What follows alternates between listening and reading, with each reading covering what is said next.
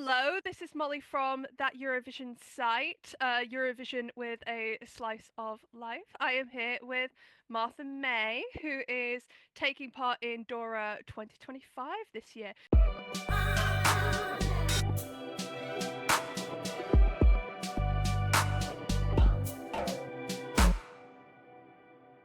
So, can you introduce yourself to people who may have not heard of you before or are just finding out about you stumbling across you?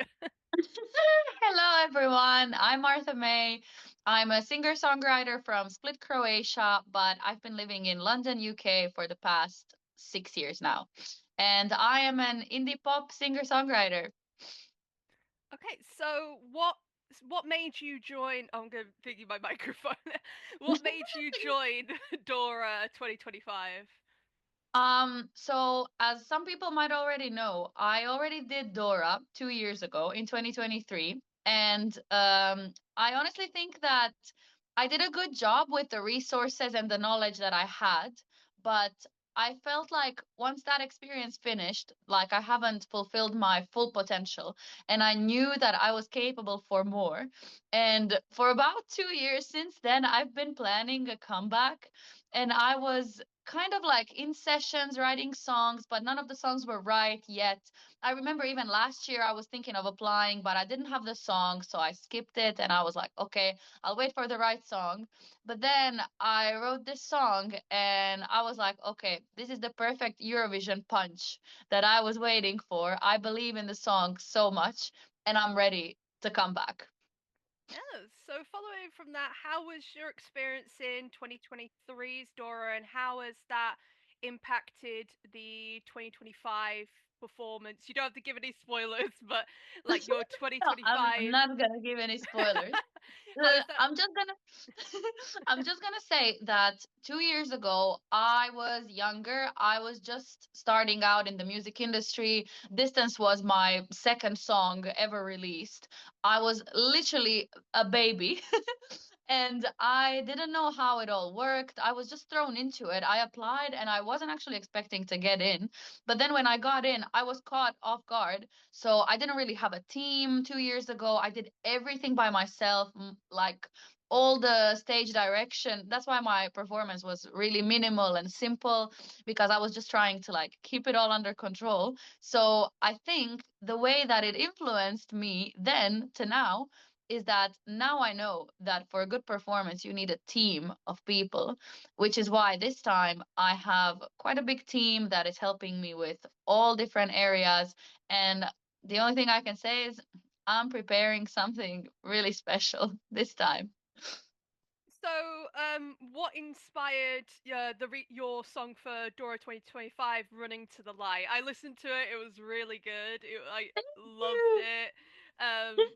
One of my tops, I'd say. But what inspired you that submission? So this song was written by with my two friends Matteo and Cormac, and because all three of us are immigrants living in London, Matteo is from Malta, Cormac is from Ireland, and I'm from Croatia. As soon as we started the session, we knew that we wanted to write about that feeling of longing for your home country and everything that comes with it. And then we just sort of started running to the light, and that's what it's about actually. A lot of people, I realized that a lot of people didn't quite understand the message, and that's okay. That's why in all the interviews I'm just gonna keep repeating the message until everyone gets it. It's a love letter to my country, Croatia, to my hometown Split, to my family. It's a song about how much I miss them despite having to leave. And some people will say, oh yeah, but you leaving was your choice, which is true, but that doesn't mean that it's easy and that there's no difficulties when away from home and everyone you know and love. So yeah, that's what inspired the song. So, how did you find moving from Croatia and being in London and the UK and stuff, and finding your footing within the music career? Honestly, it's been a roller coaster, and I loved every second. I feel like moving to the UK was the best decision I could possibly make because I made so many friends. I've done so many things, and I don't know. I've grown so much as a person. But I'm not gonna lie, it's been difficult. The first year, because I was only 18, was really hard, and it took a while to adjust and to the language barrier as well. I mean, I always spoke really good English because in Croatia we learn it in school from a very young age. But it was still hard to just be thrown into classes in English and the slang and everything and all the things that I didn't understand when I first Yeah. moved. So it took a while to adjust, but honestly, now after so many years, I really feel at home in London. I feel Mm. like London is a place of diversity, of ambition, of young people doing all sorts of creative things, and I just love it so much here. I love to say that I'm addicted to London, that I Um, can't leave. me too, me too. It's like, okay, back to London I go.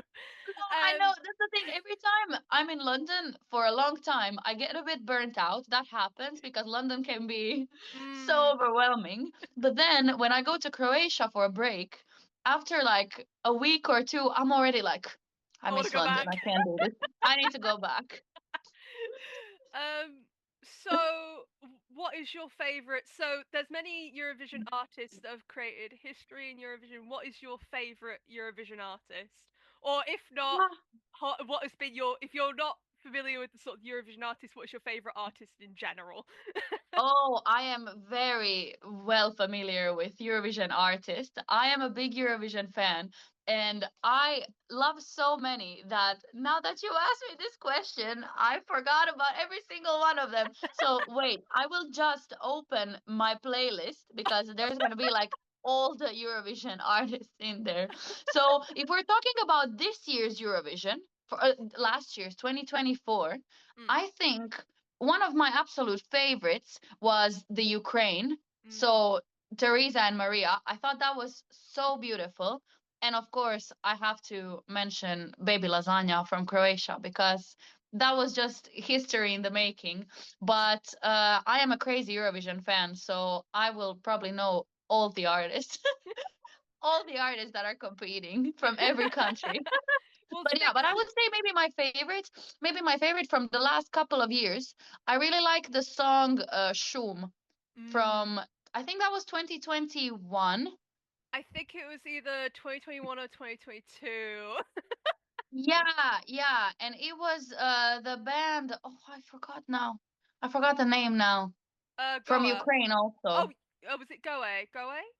Oh, Shum? Go Away, yeah. Yeah. I think Go Away, they're so iconic. And I actually went Mm, to see them in London when they played, yay. and they're so good, so cool.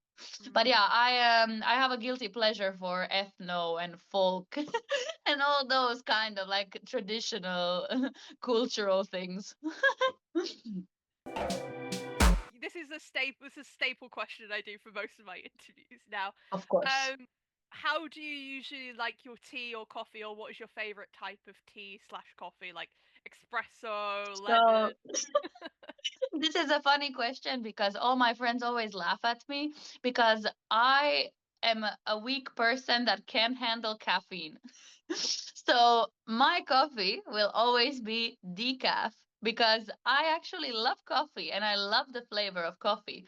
So when I go to a cafe, my go-to order is a decaf oat milk latte. Yes, that is quite good. Um, It's so good. And it s- doesn't get you the jitters. no, I'm a It's coffee. perfect. I'm a coffee addict, so I'm just like yes. See, I can't. The coffee gives me so much anxiety. Mm. I think because I am normally a very active, energetic It's like person. yes. So so coffee makes that even more. All right. Yeah. So if I also if I've been looking to a side a lot, I've got my notes on the side of the Oh, don't thing worry. All good. because I have dyslexia, so I could just sometimes go forget. All good. That's fine. Um, No worries. so what are some of the songs of yours that you'd recommend to first-time listeners? Of Eurovision or of Dora? Of your music, basically. Oh, of my music. Yeah. Oh, yeah. So I think Running to the Light is definitely the best thing that I've done so far, the most powerful. So I'd recommend that. But out of the others, it depends what kind of mood you're in. Because last year I've released two songs, and they're both some of my favorites. But one, Stars in Your Pocket, is a very sad girl autumn, very piano based, emotional ballad, which is beautiful, and it's one of my favorite songs. But then on the other hand, I've decided to try a bit more electronica and EDM.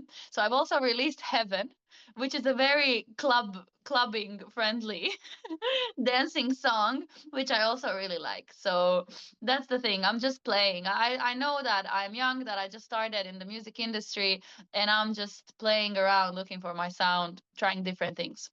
What would you say? Have you got a message for your fans out there, so the people who Mm, listen to you? I would say thank you so much for listening. It really means a lot. I've gotten so many beautiful messages and comments of support, and I read all of them, and it really, really means a lot. I'm so, so grateful, and keep listening. And my message is don't ever be scared to do what you want to do in life, because anything is possible. I am a manifesting queen, and I believe that when you decide that you want something, the universe will open the door. So just go for it. So how does okay, these I've done all my main questions, so if I'm adding some Mhm. on, these are just extras Good. for time. Okay. So what is you say about sort of manifesting, how would you what's your sort of pre-performance routine if you have one? So how do you get ready to go out there and perform, especially for like things like Dora? So I normally get a bit nervous. I definitely do. Like, I'm not a fully calm performer, but what always calms me down is the fact that I know that the second I'm on that stage, the second I open my mouth to sing, all that nervousness and anxiety just poof, just disappear. So, and also because I love being on stage so much, I know that that's where my best self is. I know that I'm the most free and the most happy and in the moment on stage, so that disappears. So I don't have any special ritual or prep. I usually do a vocal warm up, I drink a lot of water, and I pump myself up, and I tell everyone around me, oh my god, I'm so nervous, I'm so nervous, how am I going to do this? Even and they're always like, Marta, you know you're going to be fine, you know it's fine. And I tell myself, okay, calm down, you know it's going to be fine. Do you So yeah. have oh sorry. No, don't worry. Do you have a so out of this year's sort of selection of contestants, do you have a favorite out of the Dora class of 2025, let's say? Yes, I actually do. My absolute favorite from this year is maybe an unexpected one, but it's the band EOT with their song Bye Bye Bye. I just, when I heard that song, the first time I heard it, it's been stuck in my head ever since. Every day I'm like, bye, bye, bye. I love it so much because it's unexpected, because it's Mm, punky and it's, I don't know. I love it. right. So that would be my favorite. What would you recommend for so you've done Dora before, as we previously stated, so what would you recommend for people who have basically it's their first time doing Dora, let's say people in the future or people going to this one, what would be your advice that you would give to those people? Well, my advice would be to definitely not do everything yourself, because 2 years ago I put so much pressure on myself because of that, and it wasn't necessary. And I think definitely have a team, even if it's a small team of people, just to help you with choices of all sorts of things that go into the performance. And just really, the biggest advice is really take care of your mental health, because this competition is really difficult and stressful. And 2 years ago, I didn't know that. This year, I was prepared because I know what I've been through 2 years ago. But being in the public eye for such a long period of time is it's kind of exhausting, and there's a lot of hate comments online as well. And as much as you know that this means nothing in the grand scheme of things, it can still, sometimes it can still touch you in a way. So I think just really for anyone who is thinking of doing it, surround yourself with friends, with family, with people who support you. Have a good team that's supporting you, and don't let the stress bring you down. I may have to cut off at 12:30 because I do have to go feed my dog. Well, no worries. No um, worries. I should have done that beforehand, but anyways, No, no worries. I'm trying to think of some more.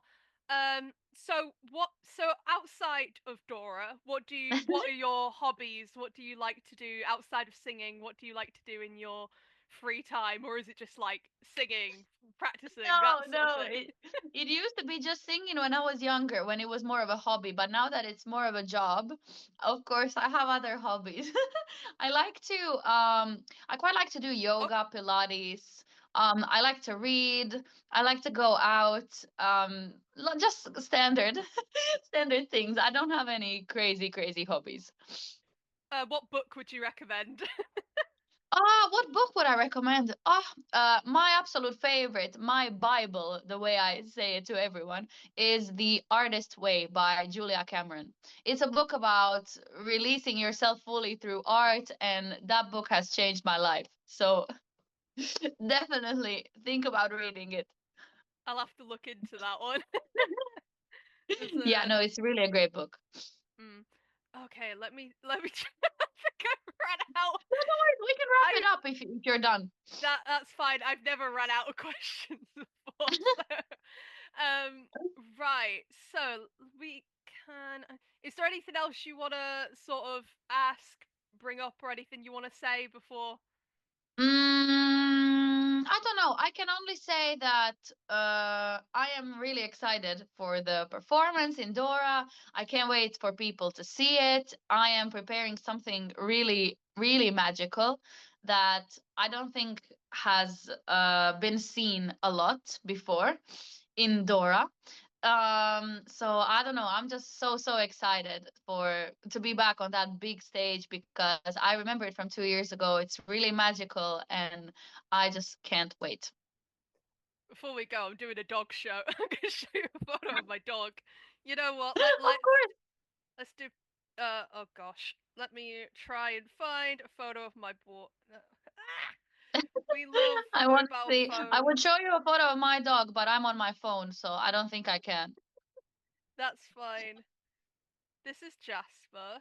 He's a little baby. Oh, so cute. He's a Cairn Terrier. He is an absolute muppet. So cute. Oh, my Well, he's a mine's name is Poopy, and he's 7 years old. Yesterday was his birthday. oh, that's so cute. I know. I miss him so much because he's in Croatia with my parents. Oh. So, thank you for watching the interview. This is Molly from That Eurovision site. Feel free to, if you want to follow us, feel free to like the video down below and click that notification bell. And follow us on X, Blue Sky, Instagram, Facebook, and any other of the socials that you can find us on. And yeah.